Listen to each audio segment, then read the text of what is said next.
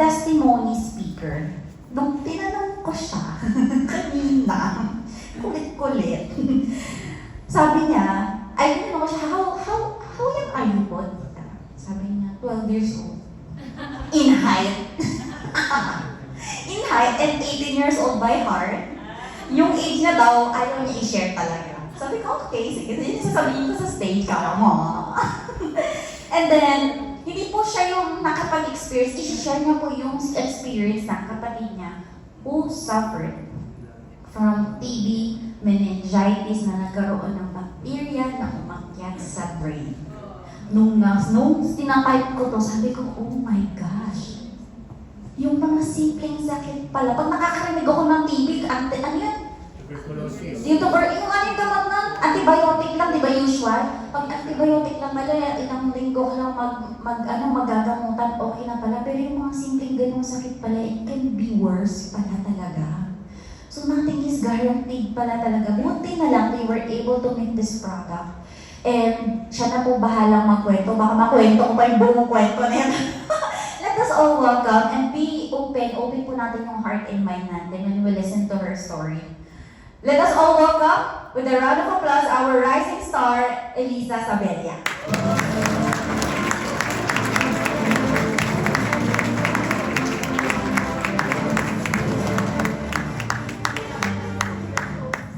Thank you so much. Ang galing naman ang ating MC. Pwede palagpagan natin ulit sa mga message niyo. Yes. Iba po 12 years old. Yun po. Good afternoon po sa inyong lahat. Pwede makita mo kamay ng mga first timer. Wow, congrats sa inyo. Pwede po bang sabihin niyo sa nag-invite? Salamat. Yes, kasi you're so blessed, no? Napaka-blessed nyo kasi bago ako sa testimony ng kapatid ko, magpapasalamat po ako sa taong nagtsaga sa akin. Yun pala yung purpose ni God. Kasi nung una nag-invite siya sa amin, sabi ko, sobrang mahal ng product. Sino bibintahan ko? Pero yung purpose pala dun para sa kapatid ko. So before ako mag-share, salamat po muna ang nag-invite at nagtsaga sa amin. Our Team Elite Pegasus, Sir Joel Lamas. And our Team Elite Pabo, Son Pegasus, Ma'am Cyril Gamas. And to my mentor, Son Pabo, Ma'am Los Miguel. Thank you po. So, i-share ko lang po, kapatid ko is 29 years old, 3 anak. Ang lang po niya, sintomas nung kasagsagan ng COVID noong 2022, April. Nilalagnat lang siya, tapos nagsusuka. Iba, gano'n din po yung sign ng... Isa po, good morning. Di ba, yun po yung sign ng COVID dati. Di ba, nilalagnat, nagsusuka. So, hindi namin siya agad dinala sa ospital kasi baka COVID ang ma-detect siya na COVID, tapos di ba po mag-ipasok sa ospital dati paglabas abo na. Yan po yung time na yun. So takot ako. Mga kapatid ko na sa Mindanao, hindi kami nagkakasundo, hindi pwedeng ako lang mag-decide, tapos magiging abo, sisihin nila ako. Kailangan kaming lahat. So nung nagkasundo na, dali ng ospital, kaya lang 2 weeks na siya na gano'n, sabi ko, hindi na to COVID. Kasi nangyari, kapag nilalagnat, lang natin to, kasi wala akong idea na may sakit na gano'n. Ang alam ko lang dati ay yung TB, yung inuubo ng mga yaya. Pero yung sana may gano'n palang sakit na umakyat sa brain, yung kapatid ko, yung unti-unti yung kamay niya, hindi na naaangat, tapos sa gabi, nagsasalita siya na para siyang baliw. May hinuhuli siya hanggang sa iihi na siya, tapos yung hindi na makabuka yung bunga, hindi na makanunog, gano'n. Tapos hindi na ako kilala, sabi ko, hindi na ito COVID. Kasi ibang-iba, nung dinala namin sa doktor, ang swerte lang namin, salamat talaga sa product mo, napakaganda. Napainom ko siya, napainom. Kaya lang, unti-unti talaga siguro, na hindi ko na napainom, hindi na kinaya. Dinala ko sa ospital, dapat i-public kasi, di ba napakahirap nung time na yun. Ang hirap na nga sa ospital, ang hirap pa magkasakit na walang pera, tama? Grabe po, sa private namin dinala, hindi pa natanong pangalan ng kapatid ko, 10,000, i-deposit na agad, ganun kahirap magsakit. Then, yun, dinala namin sa private na agad para sikasuhin siya agad. So, ICU. Nung nasa ICU siya, pinagalitan ako ng doktor kasi bakit ang tagal dinala sa ospital? Buti yung kapatid ko hindi siya na kumatos. Sabi ko siguro, naisip ko, siguro kaya siya hindi na kumatos kasi napainom ko siya ng product. Kaya lumalaban talaga yung brain niya kasi di ba galing niya sa brain yung product natin. Kaya lang sa sobrang pressure, ng ano na, kaya nagulat ako, mayroon pala. Ito yung kapatid ko.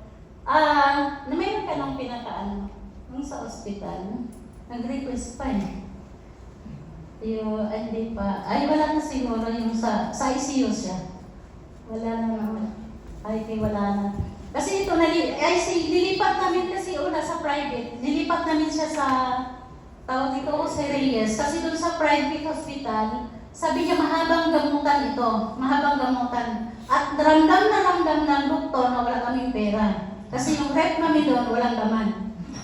Di ba sa private may rep doon, grabe talagang So, ang pagdating namin doon, pinagtutulungan agad ng 2 doktor, 4 na nurse. Alam niyo yung pinapump yung heart para lang maibalik. Yung talagang sabi ko nga, akala ko talaga mamamatay na yung kapatid ko noong time na yun. Pero God is so good, lumalaban, unti-unti, lumalakas yung niya. Doon mo yung oxygen niya is 43 na lang, sobrang baba. Dapat lalagyan siya ng tubo. Kaya lang, mga kapatid ko ayaw pumayag kasi ganun din naman kung may tubo. Doon lang siya kuha ng hininga. Huwag na lang. So binigay na namin siya ni God. Pero nag-pray namin, sabi ko, lalaban tong kapatid ko, nakainom to ng stem cell. So, God is so good. Unti-unti ng gabi ng oxygen, mayroon pa silang tinuro kung napakalakas. Sabi ng doktor, kung nilalag natin yung kapatid ko at hindi tubuhan, malamang mamamatay yung kapatid ko. So yun, dito siya. 8 days lang yan. Kasi pinahanap kami ng kalipatan kasi 8 araw namin doon, 150,000 agad kasi private ang mahal talaga.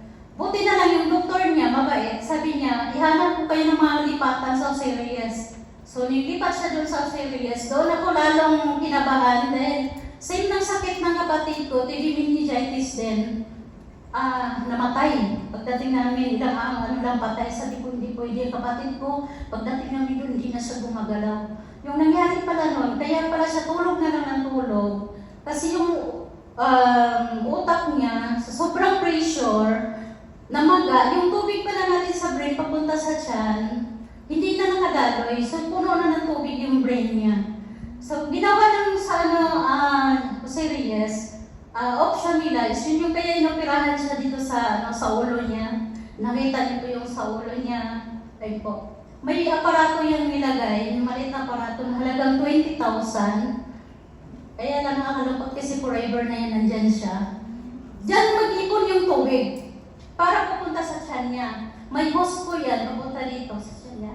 Kaya binutasan yung dito sa tiyan niya para na makita kung tumulo yung tubig from galing sa brain niya. So, wag na kayo magpa-opera ngayon kasi wala na pong sinulid sila ngayon. Stapler na lang.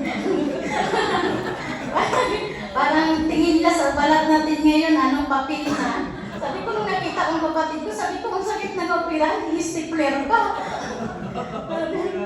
So, ganun sa Pero alam niyo yung kapatid ko, nung nandyan, di ba po, sa pag-public, pinira lang yung doktor papasok. Ang ginagawa ko dyan, bubutasan ko yung sa capsule, lalagay ko sa bunganga niya. Kaya, 1 week lang, unti-unti na siya nakare-recover. Sabi ng doktor, wow, ang bilis ng recovery ng kapatid mo Hindi nila alam yun, lagyan ko siya ng check, pang wala. Tapos sabi niya, bakit? Nagsuka ba ito ng dugo? Kasi mapula po yung loob ng house. Sabi ko, hindi po daw, hindi po. Kasi sabi ko, magka-recover kasi nga, alam mo, makasama na namin doon sa room, puro mga nakatubo na yung na lang, sabi ko, Diyos ko, tapos maya-maya, may lumalabas, patay na. So, di ba, sa yung group dito tayo, sabi ko, pagka wala doktor, sige, pero 1 week na, unti-unti yung na siya, nakilala na niya ako. Ang bilis talaga ng recover niya. Sabi ng doktor, ito yung inoperahan nila na, kasi pagtapos ng opera, lagi yung nurse nag-monitor oras-oras kasi titinan ko kung Ang galing niya, hindi siya nag-normal agad yung niya, yung oxygen, yung sila. Dahil ko nilalagay yung sabi ng doktor na kami dati, maswerte kami kung 6 months to 1 year makabangon yung kapatid ko or maka-recover kasi ang ganitong sakit pala, pwedeng sila, bedridden sila habang buhay. Mayroon ding iba na nakasurvive kasi di ba yung brain nila paras na silang baliw. Hindi sila na bedridden, kaya lang yung pag-iisip nila hindi bumabalik. But God is so good, ang kapatid ko, binalik lahat. Pati pag-iisip, yung katawan niya. Ngayon po, nagtatrabaho na siya back to normal. So, proud ako natin. Yes, sir. Kung naglalakad na yung kapatid ko ngayon, kasi yun po yung trabaho niya. Yan yung trabaho niya nag-ayos ng cellphone. So, God is so good. Kasi dahil sa product, kung wala yung product na to, grabe kapatid ko, malamang wala na talaga. Or lantang gulay siya po hanggang ngayon. So, kaya napakaswerte natin, di ba? Kasi may ganitong product. Yes. Kasi noon wala pa yung product, ilang magulang ko namatay din, 51 years old lang dahil sa sakit. May kapatid akong namatay, 29 years old dahil sa kidney failure. Wala pa yung product na. So, napakaswerte natin kasi may product na ganito na nakatulong sa health natin. Then ako naman, natulungan din dito, hindi nga na sa pagtangkad. Dati kasi yung migraine, grabe, 20 years ko tinitiis sa sobrang sakit. Parang magbibiang, nagsusuka. Simpleng sakit na hindi ko na alam, wala kasing gamot eh. Kahit pain reliever lang, pagka wala na din, babalik-balik ulit. Pero alam niyo po, dahil sa Riwi, at sino gusto ng libre? Yes! Nakainom ako ng libre. Pag libre pa lang yung pure chill, mas doble yung effect.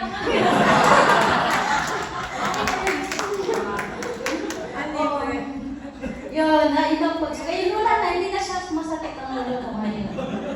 Dahil sa libre ang pure chill. Gawin niyo ang libre ang pure chill natin. At hindi lang yun.